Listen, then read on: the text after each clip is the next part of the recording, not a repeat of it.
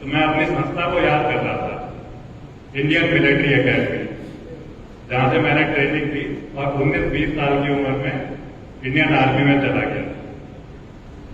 तो वहां पे ना कहते हैं, जब ट्रेनिंग करते हैं तो जेंटलमैन कैडेट, कैडेट का मतलब है कि तुम्हारा ना झगड़ा लगेगा पूरे टाइम ट्रेनिंग में, और जेंटलमैन की उसके बावजूद तुम्हें जेंटलमैन बनना है।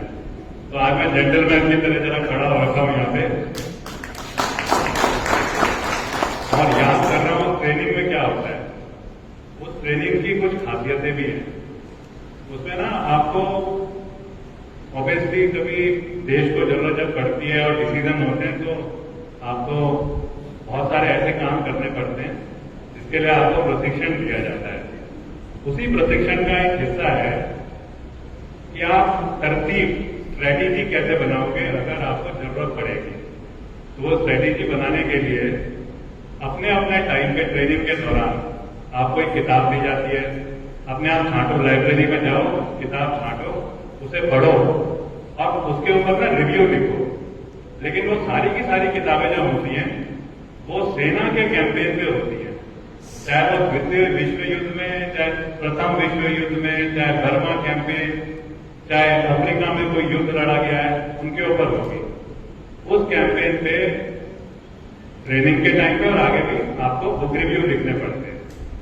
तो ये तकरीबन सारी सेनाओं की ट्रेनिंग का ये हिस्सा है, तरतीब है। ऐसी ही तरतीब यहाँ देहरादून में जो इंडियन मिलिट्री एकेडमी है इसकी भी है। तो 1947 के बाद जब भारत और पाकिस्तान अलग हुए तो उससे पहले तो एक ही देश था, ट्रेनिंग एकेडमी एक थी। अब पाकिस्तान अलग हो गया तो पाकिस्तान में भी तो नई ट्रेनिंग एकेडमी बननी थी। तो ऐसे ही जैसे इंडियन मिलिट्री एकेडमी है, वहां बोलते हैं पाकिस्तान मिलिट्री एकेडमी, वहां पे भी यही तरतीब थी ट्रेनिंग की। उनका जो ट्रेनिंग एकेडमी था वो पाकिस्तान में एक जगह है, उसका नाम है कोकुल। तो कोकुल में ट्रेनिंग होती है, वहां पे भी किताब पढ़ने को दी जाती है, लेकिन वहां पे दूसरी किताब दी जाती है पढ़ने को। सबको एक ही किताब दी जाती है, उस किताब को पढ़ो, बुक रिव्यू लिखो, ठीक करो और उससे कुछ न कुछ ऐसे आधार बनाओ जो आगे काम आएंगे। उस किताब का नाम है कौटिल्य अर्थशास्त्र। और उस किताब को पढ़ने के बाद में मैंने जब कोशिश करी तो मेरे को समझ में आया कि एक आदर्श राज्य की, एक आदर्श साम्राज्य की बनने की, काम करने की, सुरक्षा की व्यवस्थाएं तैयार करने की और समाज को स्ट्रांग करने की वो पूरी किताब एक तरतीब है। और क्योंकि कौटिल्य अर्थशास्त्र तो है ही इस देश की जिसके हम निवासी हैं, तो हमारे देश में तो वो तरतीब सबसे बढ़िया हुआ करती थी, दुनिया भर में उसकी चर्चा हुआ करती थी। लेकिन क्या हुआ कि बीच में ना कई बार हमने थोड़ा सा कहीं तरतीब को जब नहीं फॉलो करा तो राजा महाराजाओं का समय था, राजा आपस में लड़ने शुरू हो गए, जो भी उनके इंटरेस्ट थे अलग अलग प्रकार के। अंग्रेजों ने देखा ये चीज और वो भारत में आए व्यापार के नाम पे और उन्होंने हमारे पे कब्जा कर लिया। और कब्जा जब कर लिया तो फिर हम गुलाम बन करके बहुत समय तक रहे। लेकिन जब गुलाम बन करके हम निकले बाहर तो एक वो जो बीच का पीरियड था जिसमें कि हमारी तरक्की नहीं हुई, उसके बाद ना हमने प्रयास करने शुरू करे। और जब प्रयास करने शुरू करें तो फिर हम धीरे धीरे तरक्की से आगे भी आते गए और हर जगह कहीं ना कहीं हमारी चर्चा, हमारे तरक्की के काम के जो तरतीब है वो होते गए। बहुत लोग बीच में आए, कभी मुगल राज रहा, कभी ब्रिटिशर्स रहे। भारत सोने की चिड़िया थी, सोने की चिड़िया को लूट करके चले गए। लेकिन कुछ चीजें तो ऐसी होती है ना जो हमारे अंदर भरी होती है, वो तो लूट के नहीं जा सकते। हिमालय तो यहीं का यही रह गया।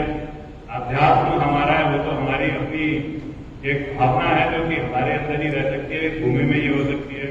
हमारी तरतीब, हमारी संस्कृति वो सारी की सारी यही रही। उस सब को तरतीब से आगे ले जाने का जो तरीका बीच बीच में प्रयास होते रहे। मेरे को लगता है आज की जब मैं बातें सारी सुन रहा था कि वो समय आना शुरू हो गया है। जैसे अमृत मंथन हुआ था तो अमृत मंथन में बहुत सारी चीजें निकली, उसमें कामधेनु गाय भी उसमें निकली। कहते हैं चंद्रमा का भी आविष्कार अमृत मंथन से हुआ था, लेकिन उसमें निकला विष, और अगर विष निकला था तो फिर जो अमृत मंथन कर रहे थे उनके अंदर ना ताकत ज्यादा आ गई। ये समझ करके कि हम सही दिशा में मंथन कर रहे हैं और कहीं ना कहीं अब इससे अच्छाई भी आएगी, अमृत भी आएगा। हमारा विष का काल तो शिव जी ने अपने गले में पूरा जजब कर ही दिया है, और अब आ रहा है वो समय जब धीरे धीरे धीरे, जिसे हम कहते हैं कि बीच बीच में हम टाइमलाइन बनाते हैं। सन 1945 विकसित भारत, सन 1945 अमृत मंथन, आजादी का अमृत समय जो आ रहा है वो समय ना दिखना शुरू हो गया है। और अगर हमारे जैसे देश जो कहीं किसी को तंग नहीं करता, उसके साथ में हमारे धर्म पे भी अटैक हो रहे हैं, हमारे आध्यात्म पे भी अटैक हो रहे हैं, हमारे जो तरतीब हैं उन पे भी अटैक हो रहे हैं, लेकिन उसके बाद भी अगर हम बढ़ते जा रहे हैं ना, तो इसका मतलब तो बड़ा समझ में आ रहा है कि विष तो निकल गया है, लेकिन वो मंथन सही चल रहा है और अमृत का समय आने वाला है।